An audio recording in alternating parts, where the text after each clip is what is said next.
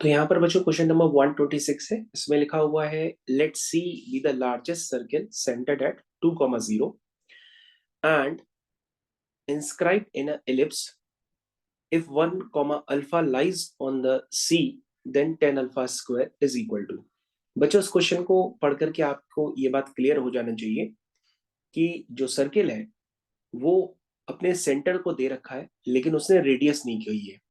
अब रेडियस नहीं की है तो इसका मतलब बच्चों वो सर्किल क्या करेगा, वो एलिप्स को टच करेगा, तभी वो लार्जेस्ट सर्किल बन पाएगा।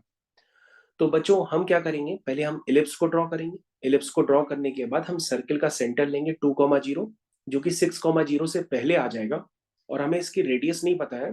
तो हम क्या करेंगे, ऐसा सर्किल बनाएंगे जिसकी जो रेडियस हो वो ज्यादा से ज्यादा हो, और वो एलिप्स को क्या करे, टच करे, क्योंकि उसी के अंदर उसको इंस्क्राइब होना है।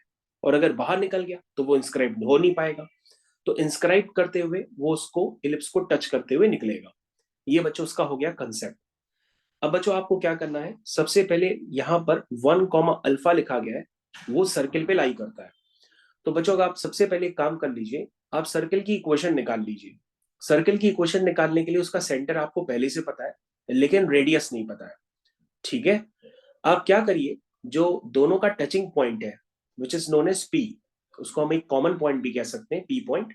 वो दोनों का टचिंग पॉइंट हो गया, तो हम टचिंग पॉइंट पे सबसे पहले एलिप्स के लिए किसकी इक्वेशन लिख लेते हैं, टैंजेंट की और नॉर्मल की। तो सबसे पहले हम बच्चों नॉर्मल की इक्वेशन लिख लेते हैं। हमें एलिप्स की नॉर्मल की इक्वेशन पता है, क्योंकि हम नॉर्मल की इक्वेशन इसलिए लिख रहे हैं क्योंकि नॉर्मल हमेशा जो भी होगा वो सर्किल के सेंटर से भी पास करेगा, क्योंकि वो जो कॉमन पॉइंट है वो कॉमन पॉइंट सर्किल के लिए भी है और इलिप्स के लिए भी है।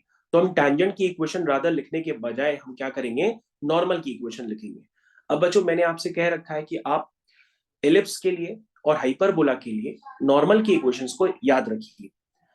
तो इलिप्स के लिए होती है बच्चों ax sec theta minus by cosec theta is equal to a square minus b square.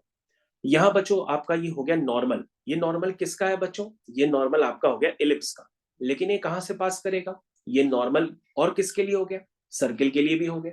अब ये कहां से पास करेगा, ये सर्किल के सेंटर से पास करेगा, क्योंकि सर्किल का कोई भी नॉर्मल हो या एलिप्स का कोई भी नॉर्मल हो, दोनों के लिए वो कॉमन हो चुके हैं। तो जो एलिप्स का नॉर्मल है वो सर्किल के लिए भी नॉर्मल है, और सर्किल का नॉर्मल कहां से पास करेगा, वो उसके सेंटर से पास करेगा। तो जैसे ही बच्चों पास कराएंगे तो आपके पास वो पैरामीटर थीटा निकल के आ जाएगा।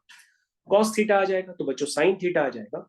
साइन थीटा कॉस थीटा निकलने के बाद आप उस पी पॉइंट को एज्यूम कर सकते हो which is known as A cos theta comma B sine theta.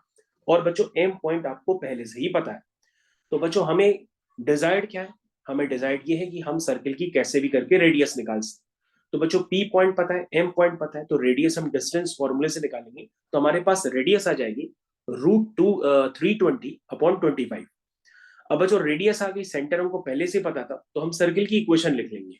ये है बच्चों सर्किल की इक्वेशन, ये देखिए, ये सर्किल की इक्वेशन आ गई।